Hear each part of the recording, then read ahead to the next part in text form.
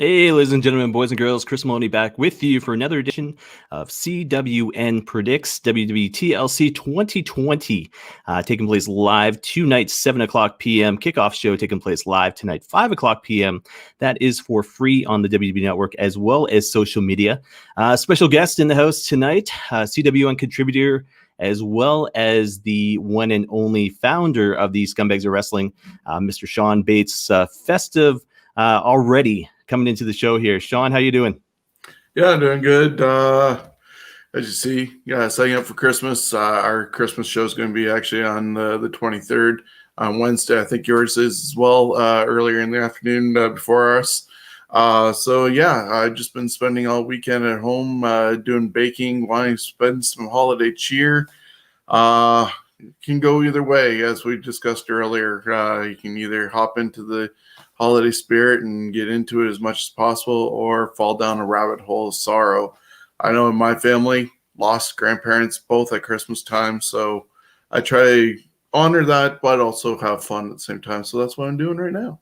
Yeah, I get some unfortunate news before the show aired. I won't go into detail, but I debated on doing this, but it's everything's in hand right now, so I'll say that. But this wasn't planned. I tell you that with regards to Shawn and the whole big festive special there, doing the Swiss Chalet thing. So I'm gonna step up my game this coming Wednesday. But we'll talk about that at the end of the show here.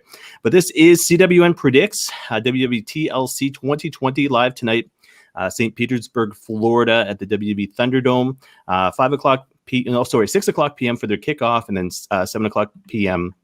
For the main show there.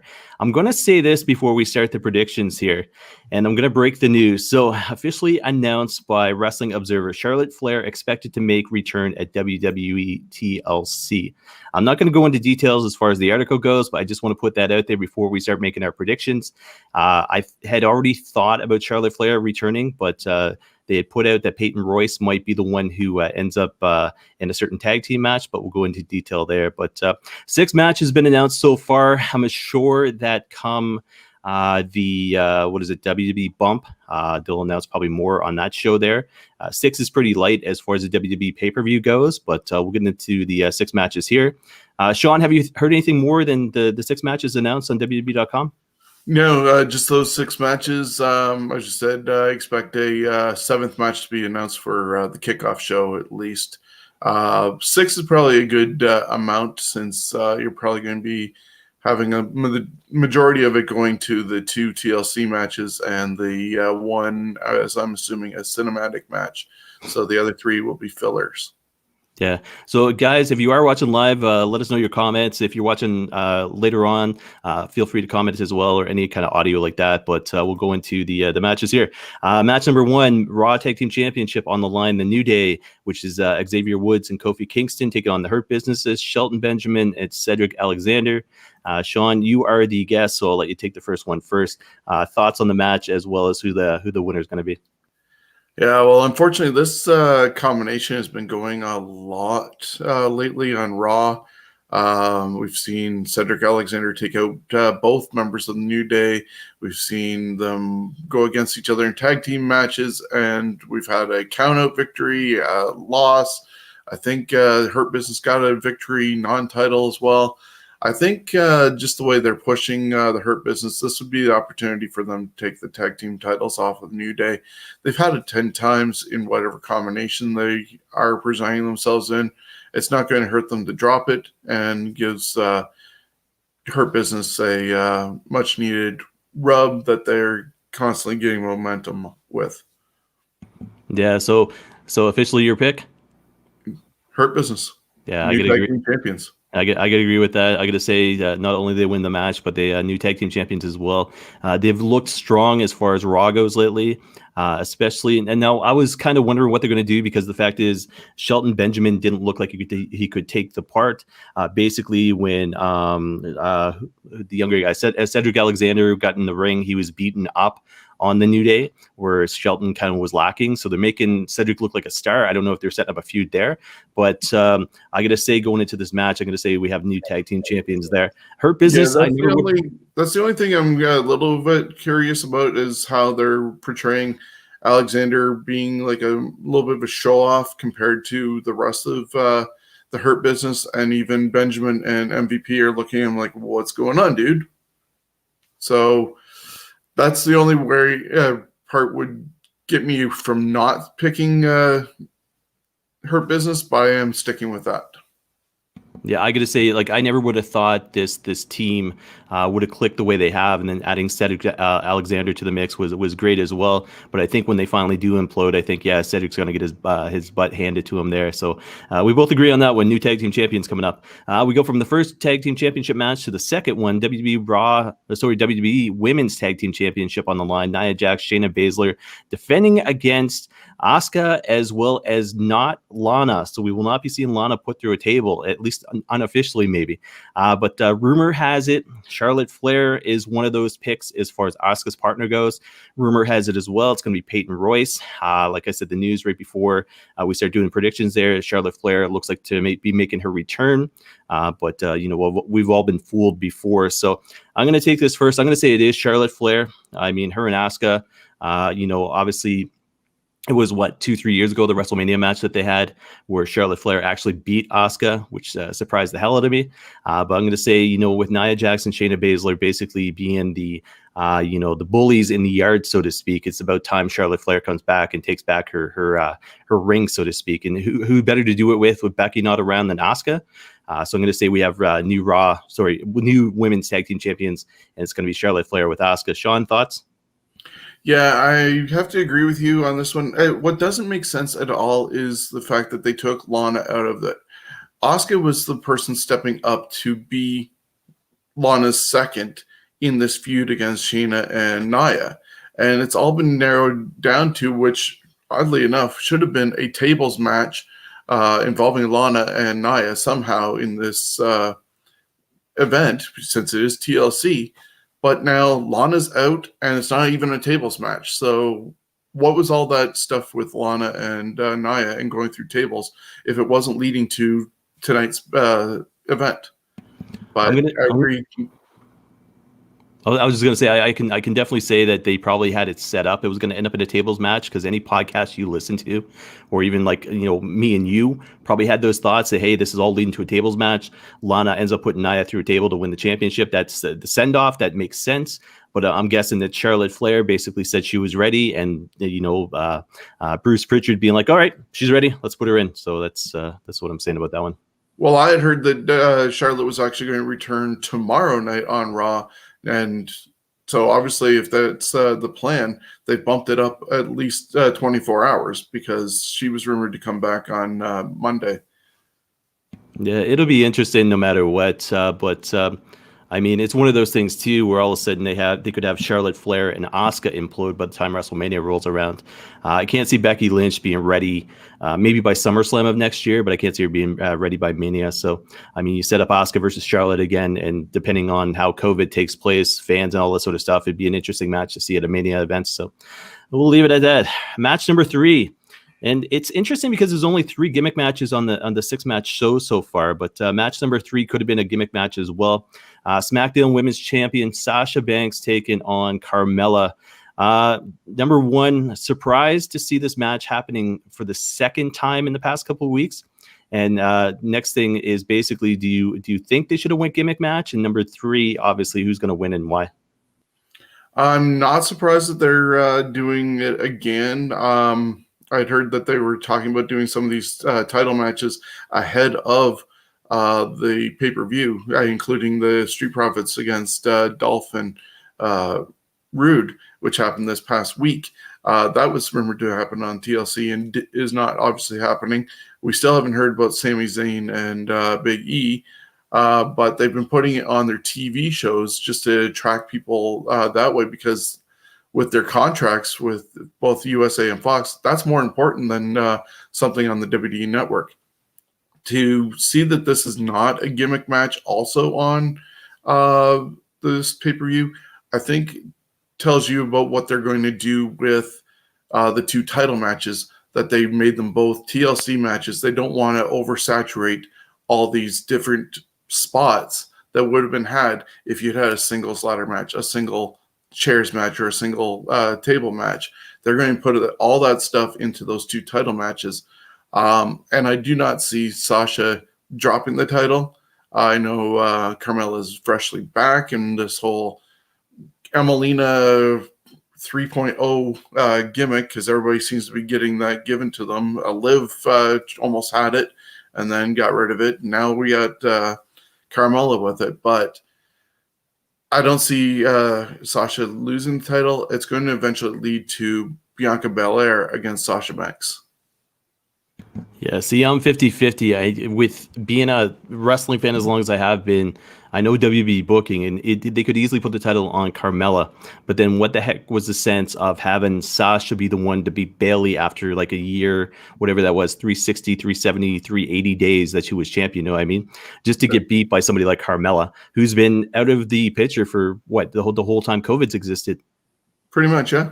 Yeah, so I mean, to me as a wrestling fan, I want to see Sasha and Bianca go at it. I want to see basically Sasha hold on to the title to probably WrestleMania or the Royal Rumble, WrestleMania, and then have basically Sasha defend against Bianca, and then Bianca take it from her from there and give her that WrestleMania moment. The same way Brock Lesnar, Drew McIntyre did it this past year. But in saying that, I mean, Sasha's not going to lose the title, so I got to say, keep her as a strong champ, and basically let her go through until Bianca's ready for her. Like I said, probably WrestleMania of next year. Shawn, no comment, so he seems to agree with No, I agree with you. I think actually a little bit behind you.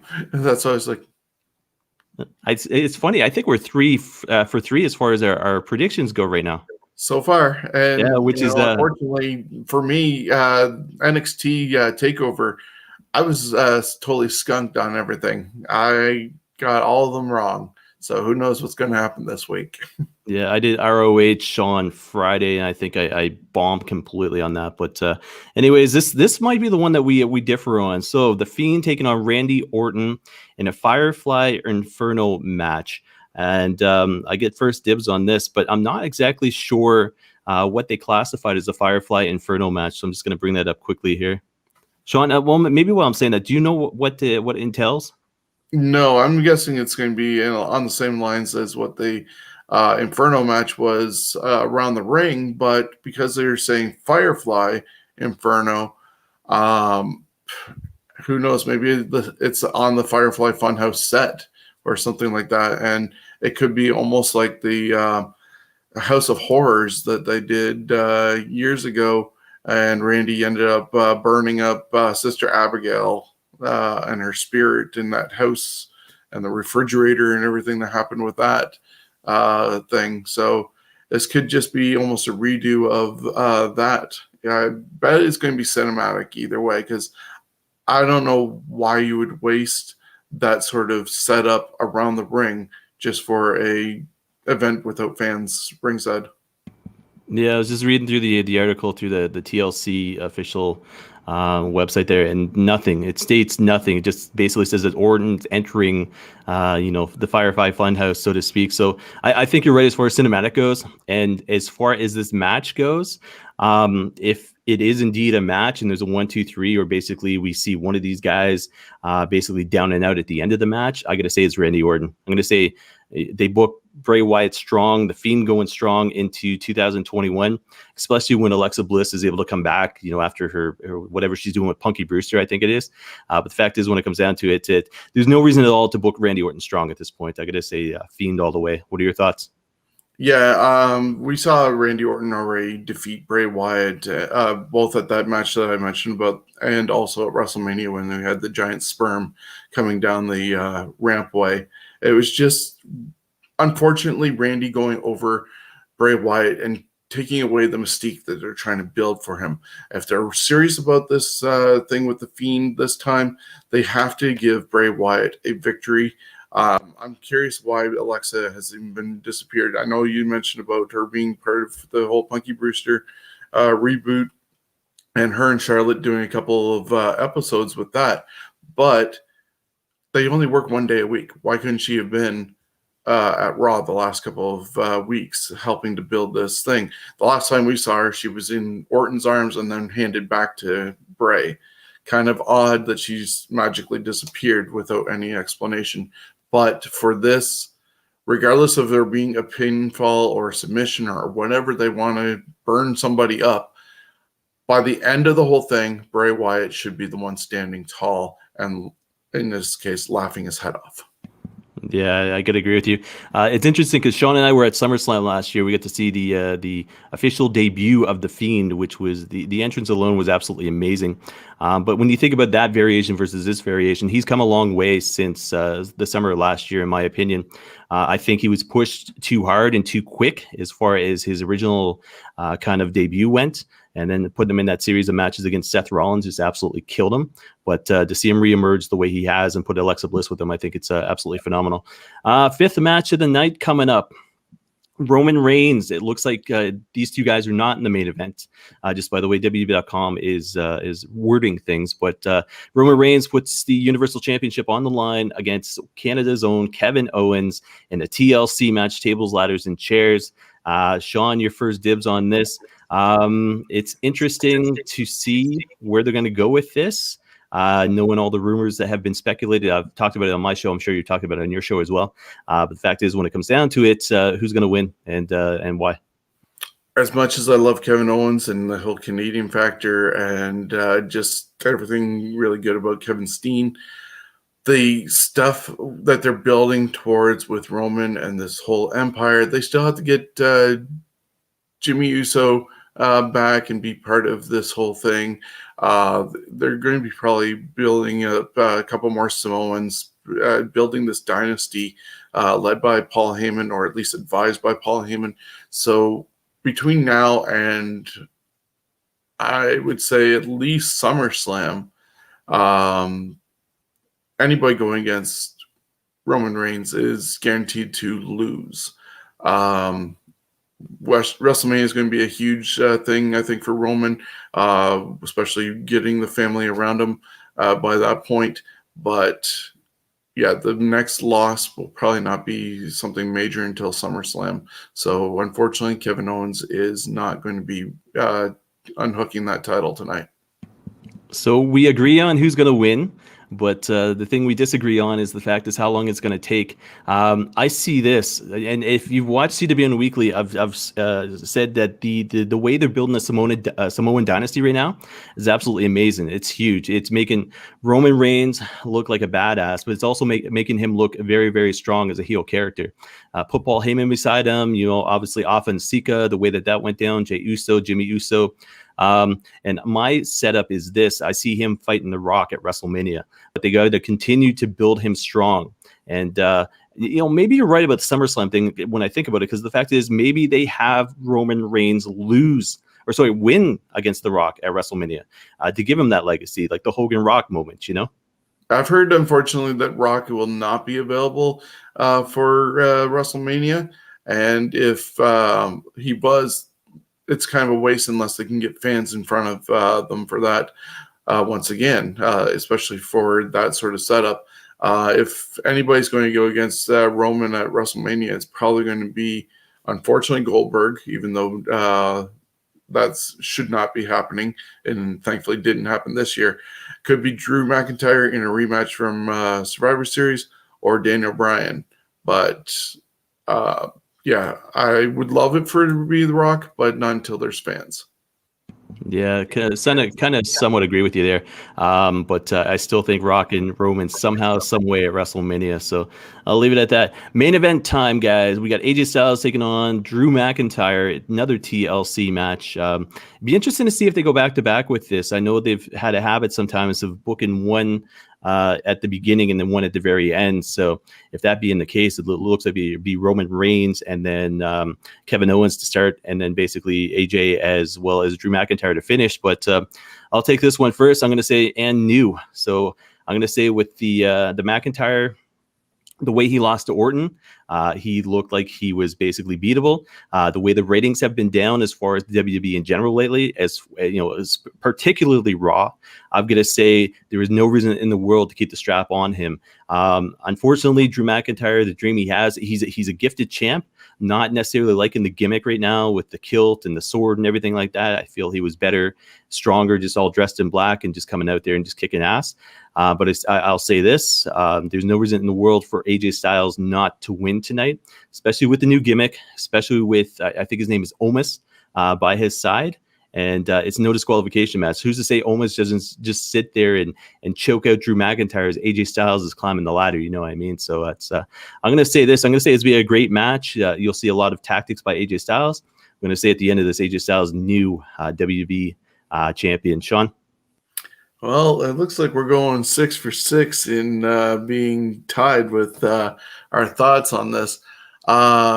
It's unfortunate that Drew McIntyre has had this championship reign at the time of a pandemic where nobody can gauge whether or not it's successful or not.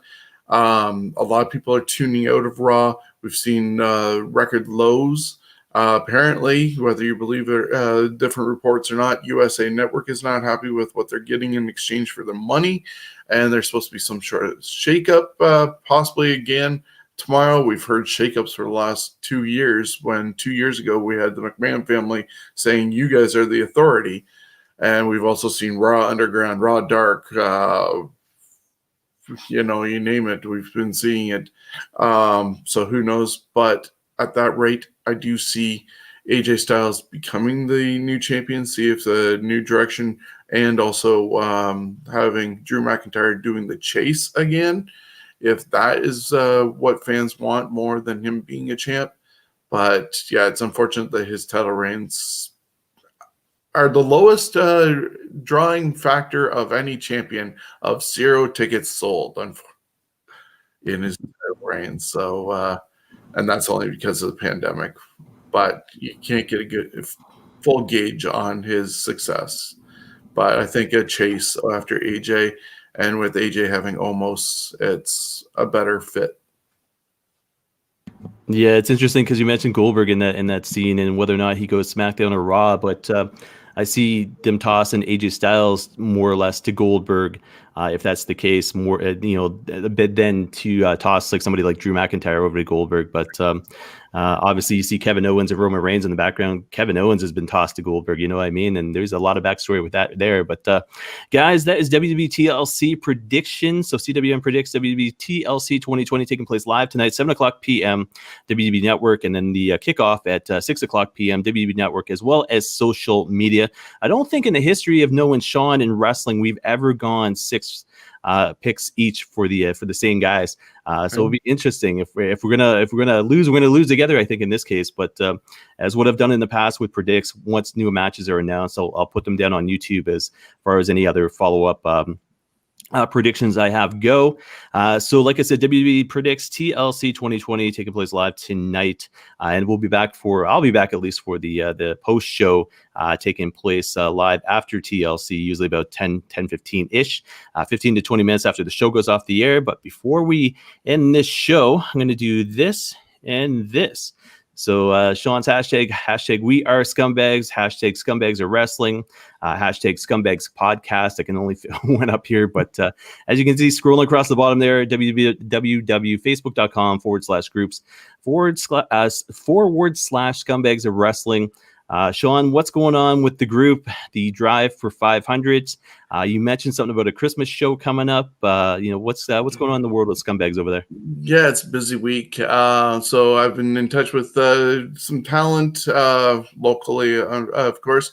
And so we got some Christmas greetings coming your way in the next episode. We're trying to get for 500 fans. We're at 470. And if we get to 500 by the end of the year, we're doing some draws for T-shirts that we've been selling. Got some awards coming up soon. I'm going to be posting stuff on that. Holden Albright is joining us also on Wednesday, and we're going to talk about Go Hard Pro. It's going to be on the 24th. So all that, along with Chris Jones and This Week in History. It's going to be a full show, and hopefully we'll be doing this setup again, Christmas style.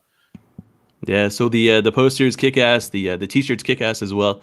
Really good quality. The artist who is Nigel Lewis, correct? Yes. Did a very good job at it, and as Shawn always says, 22 of Ontario Independence stars on there, and it's not just people on the shirt or the poster. It's like they're actually performing moves. I think Jody Threat is kicking the butts of Idris and Joe Coleman, isn't she in the shirt there? No, actually, if you look close enough, she actually has, I believe, what's her name? I can't remember her name. She was teamed with Casey Spinelli, just recently retired. Sandra Bale. Sandra I Bale. think Sandra Bale is on her shoulder in a torture rack. It's just the positioning of Idris and Joe that look like she's getting them, but she's, I think, doing Xander Bale or somebody in a torture rack. And then you got Jordan James flying off at the top. You got Jordan James actually getting beat up by Sebastian Schwab as well. So yeah, there's a lot of people in different actions. Tyson really pumped up. So yeah. And then you got Diener's face up there in the corner selling the comic book, so to speak. Exactly. Yeah, so it's the poster is an amazing piece of art. It's one of those things. Once COVID's done and we're able to be wrestling fans, 100% again, I'll be taking it around to these 22 stars to get signed. It's one of those collector's items there. So I'll see if I can beat Shawn to it as far as the signatures go, but I'll have to wait and see. But guys, this has been another edition of CWN Predicts, and like I said, check out Scumbags of Wrestling, and you see the Facebook group down there below, as well as go to cwnonline.ca and you'll find the links there as well. As always, if you want to get back in touch with the show, feedback at cwnonline.ca is the best way to get back in touch with me. Social media wise, Chris Maloney, CWN. Shawn, you're on social media. Any true, real at symbols going on with your name, or is it just Scumbags of Wrestling? Yeah, I believe Scumbags Wrestling on Twitter, at Scumbags Canada on Instagram. Could be reversed. All right, but either way, just go into the search bar and type in Scumbags of Wrestling there. Exactly. So guys, that is it for another edition of CWN Predicts. Thanks very much, Shawn of CWN, as well as the Scumbags of Wrestling, of course. And we're going to play out with this promo, maybe a commercial by the one and only Shawn Bates. We'll have to wait and see what pops up next. So thanks, Shawn. Take care, and we'll see everybody later on tonight. Enjoy TLC. Hey wrestling fans, it's Shawn from the Scumbags of Wrestling. It might not look like Christmas right now, but it is around the corner, and you won't want to miss out on this amazing deal in support of Sick Kids Hospital on behalf of Steven's Wrestling Journey. Right now, if you contact me at scumbagswrestling@gmail.com, you'll get this amazing t-shirt designed by Nigel Lewis for just $30. And because it's Christmas, I'm going to throw in this stocking stuffer of a poster, 11 by 17, for free. Now you can still get this poster for $15, but you can get the whole combo for $30 right now until December 15th. So contact me at scumbagswrestling@gmail.com and support Sick Kids Hospital in Toronto and Steven's Wrestling Journey.